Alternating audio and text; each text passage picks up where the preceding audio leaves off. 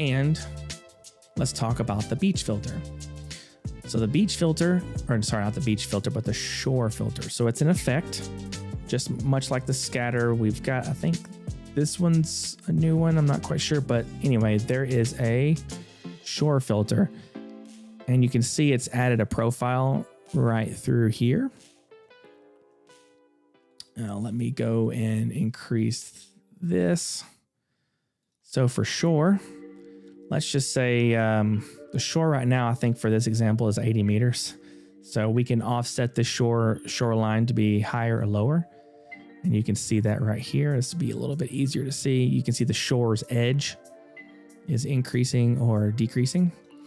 But to explain the different pieces of land and water, sometimes it's better to just go ahead and have let me hide this, add a, where's that shape? Add a primitive layer, and we're going to choose gradient. So we're going to rotate this gradient 180 degrees. All right, so this is just a smooth gradient, and I'm going to add shore. So you can see the shore is seemingly right. Whoops. Right here. So the shoreline for this scene is under environment. We can see the sea level is at 81. Let's stick it to 80. And no matter what sea level we have, you can see that shore filter is associated with that shoreline or sea level. Makes sense.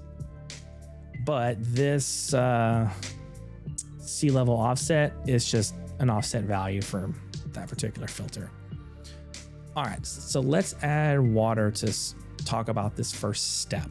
So obviously, if we get down here at a mannequin level, we can see this is a pretty decent shore size by default. I mean, the slope of this right here at this person is only 1 degree. And then we move up here, it gets up to 2 degrees. So a few meters up, it's going pretty low. And then there's also an underwater element, but we'll get to that in just a minute. So the way, let me hide all this stuff. The way this works is there's 2 different elements to controlling sort of the shore's profile. And that's why I'm basically on the edge right here. There is the land profile and the water profile. The land profile is controlling the sectional profile of the landscape from the sea level upwards, and the water is obviously controlling the water profile from the sea level downwards. So this can be kind of confusing to kind of figure out at first, but curve and angle are controlling 2 different factors of the profile, but they talk to one another. The angle element is controlling a linear control. So if we were to increase the angle length, let's lower the angle down to something really low. And the angle, let's say this is 3 degrees. So from the sea level all the way up to here, it's increasing by about, the angle of the generation is about 3 degrees. And that's what this length is. The length here controls how far from the shore or how far from the angle's influence it's extended.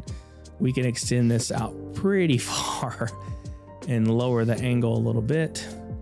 Pull that shore up closer. And let me just remove these elements.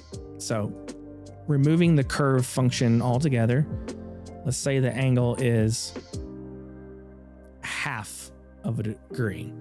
So that makes this scale of this person, it's a pretty nice beachfront. And the angle length, if we get really close to 0, well, you can see the edge of it's right there. It's not doing much. So it's basically linearly taking this angle of 0.4 degrees and stretching it linearly away from the sea edge. Same thing for underwater. If I wanted this angle to be 0, we can increase the angle length. And you can see from the sea level outwards, it's controlling that edge of that angle. So curve is sort of similar to to angle, but it's quite literally adjusting the curve profile. So let's say this curve is based off, I'm not entirely sure what these values control. So it's 0 to 10. It's just a linear function to represent the curve shape, but we can adjust the length of this curve. Let's see, maybe this curve, maybe this angle is 3 degrees or 4 degrees. And the curve, you can see the curve is shifting down right here, and it'll shift up the edge just a little bit. It's kind of like an additive feature. So there's no curve and there's a little bit of curve. You can kind of see it pushing the edge down just a smidge, but the curve length as a whole, we can push way up to the front. Let's push this length all the way up here. All right, so you see the angle length is the entire function right there, and curve length is sort of the same way, but it's adjusting the whole profile sort of on a curve. The description of what those are is not entirely clear between what the curve actual shape is and what I know the angle is linear, but what the actual shape of the curve is, or you can see it's right here. So there's no curve, and it's pulling that down just a little bit. This is a massive beach by comparison, but it's just to exemplify what each of these pieces and parts do. Same thing for underwater. Let's add a slight little curve and say the curve length. You can see it's pushing an arc out. So above the sea level, the curve is sort of concave, and below sea level, the curve and angle is sort of convex. Let's see, let's pull this angle down to 3 degrees. The angle length, right there is fine. You can see it right there. See how this edge right here is the curve length pulling it in and out. So underwater, it's all doing this. Now that you've got somewhat of a profile, you can see the water edge is right there at 80 millimeters. Now you can add other filters. Maybe you want to do this sediment flow. Maybe you want to add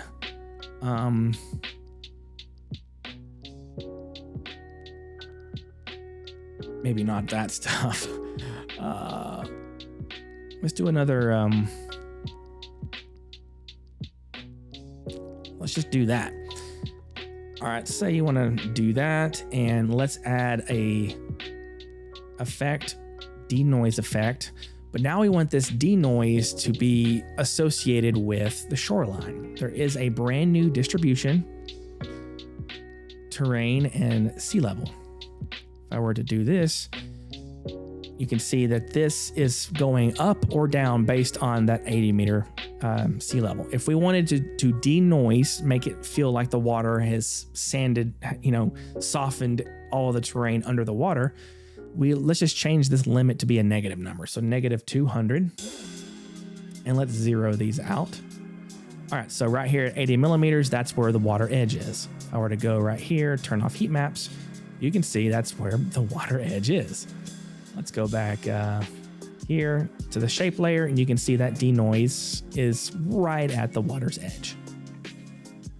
All right, so next what we can do is for this function, we can control the fall off. So the fall off at sea level, if we wanted to add a few meters, we can blend that a little bit. Maybe that's too much, maybe a meter. Let's do half a meter. There we go, so it's a little bit softer.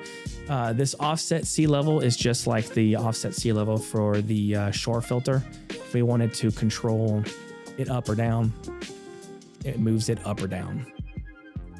And this fall off limit is, say that limit was -5 meters.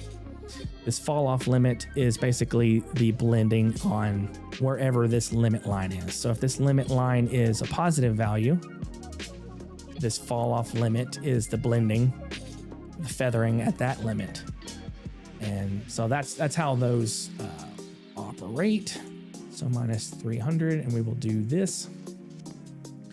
Let's also say that we don't like this rocky sharp to be underwater, we can take the sea level, hold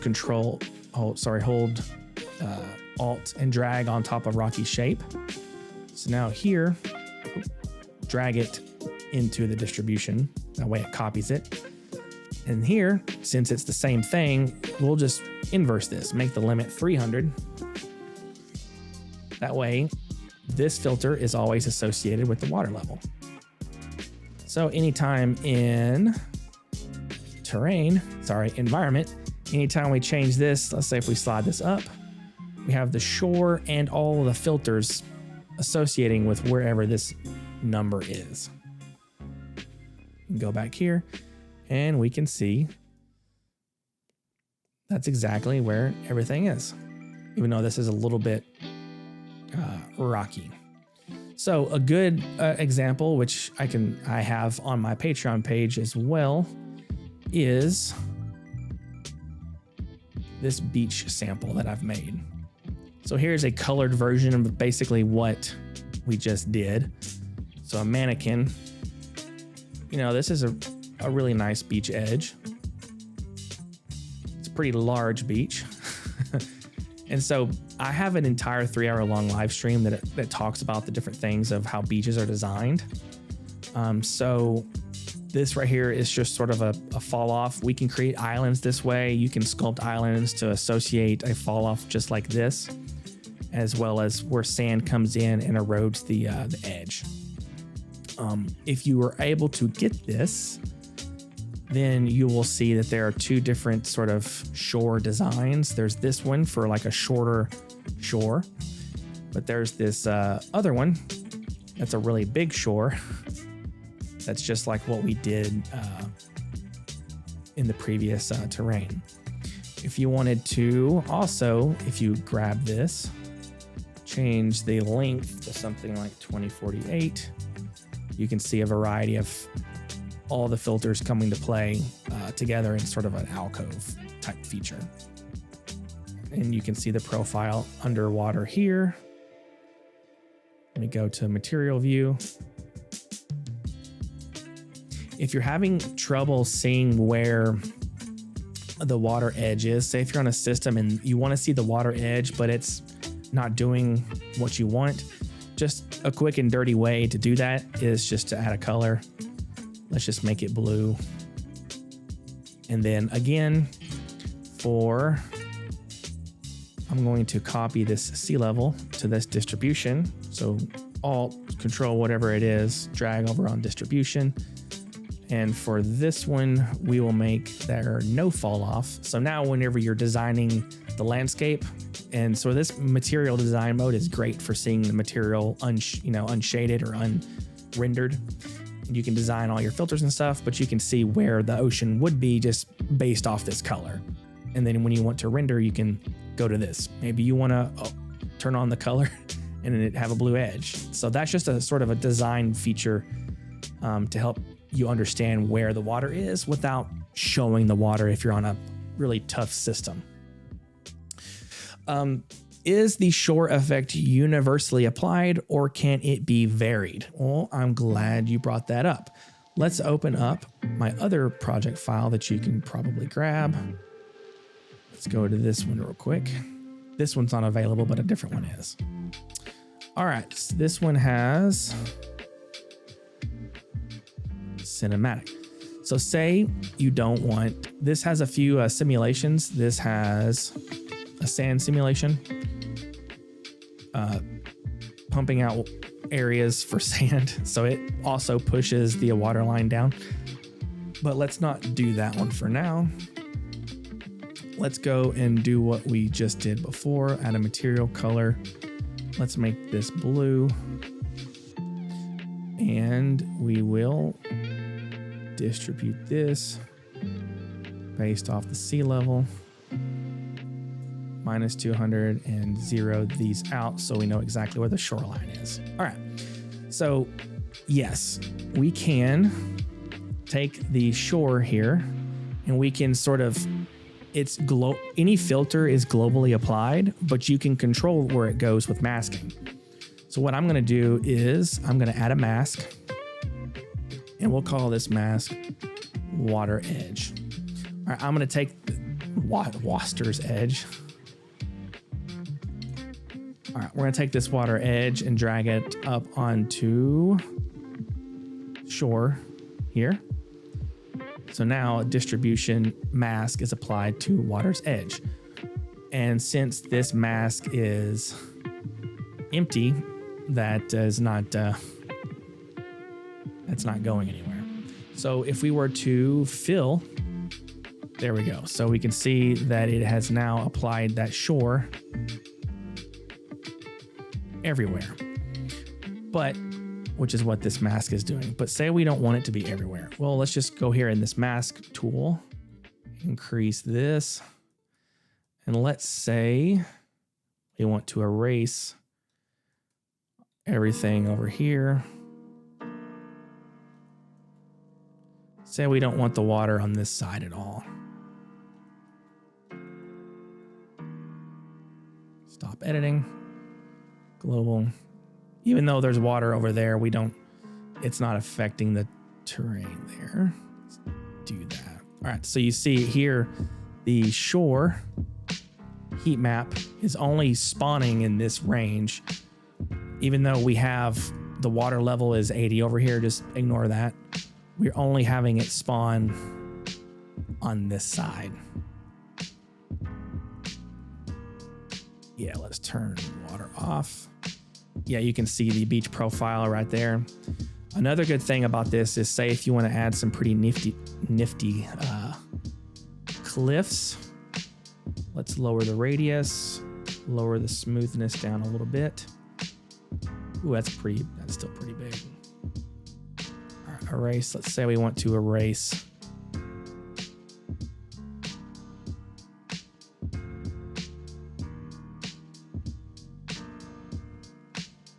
all of this. So that it's not going to, there we go. Say we don't want that effect to happen in this band. So weirdly enough, we can do that. We can also take general, add,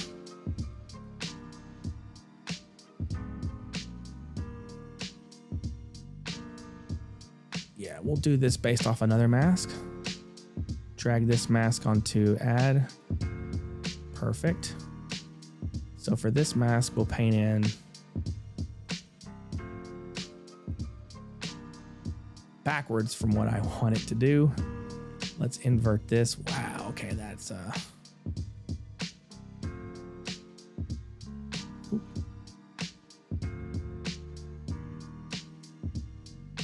here we go. Here's a nifty way to do cliffs. So I'm painting in that add set.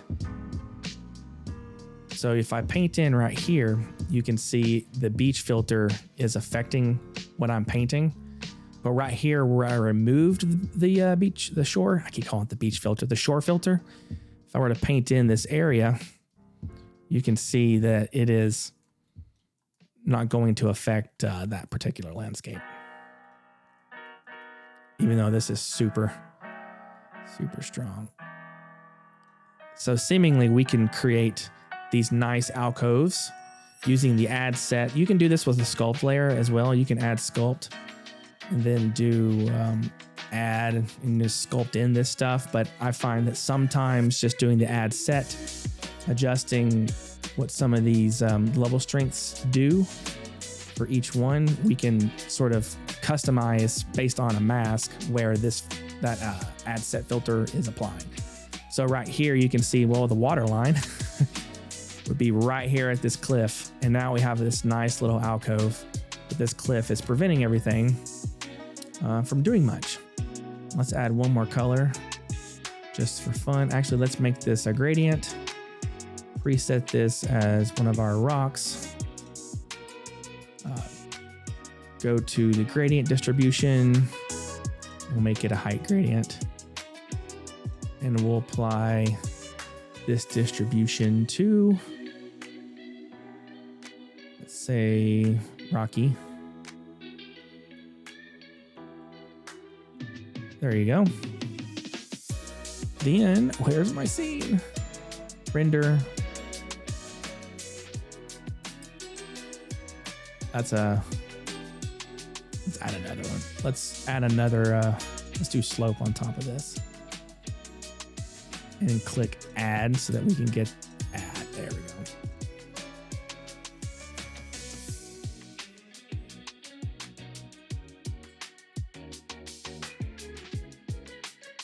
Perfect. Maybe this is a bit dark. Let's turn the brightness down.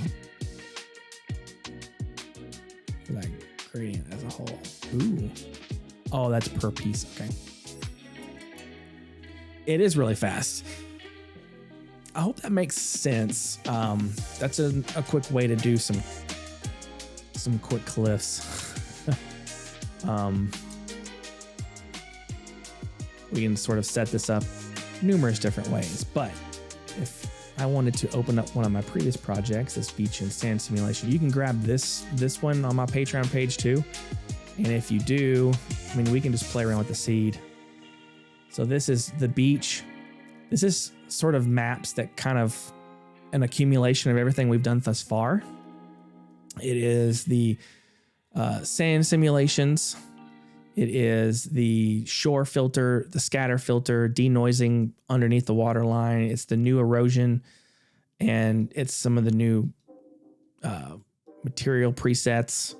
There's no shape to this, but we could also add a primitive or landscape shape. Say if I want this to be of the volcano shape, we'll just add to what we have here.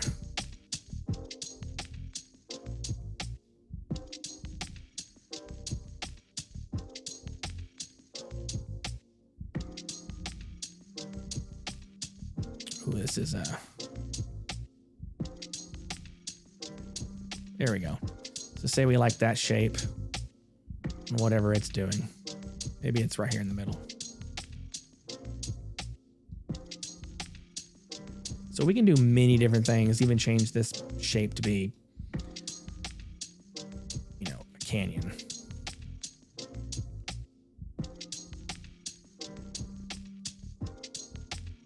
And then we can, where's the layer settings? Aha.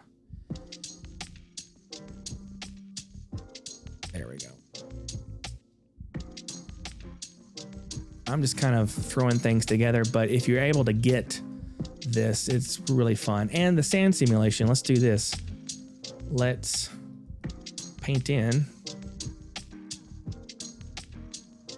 some sand falling right here. Look at that. So we'll paint in some sand falling from here. See the sand falling? This is another perfect thing with the sand filter. So this one was highly edited. So if you were to see, here's the profile that I've chosen for like the different resolution ranges. Slope angle is 0 because I don't want it to stop at anywhere but 0, and erosion angle starts at 6 and above. So this was a perfect setup for me just to add some sand wherever I wanted. And it applies, you can see right down here. Sand will, like you can see here, push the ocean level around. Say we want to add a lot of sand there, and it spawns a whole lot more. Maybe all of this needs to spawn some sand.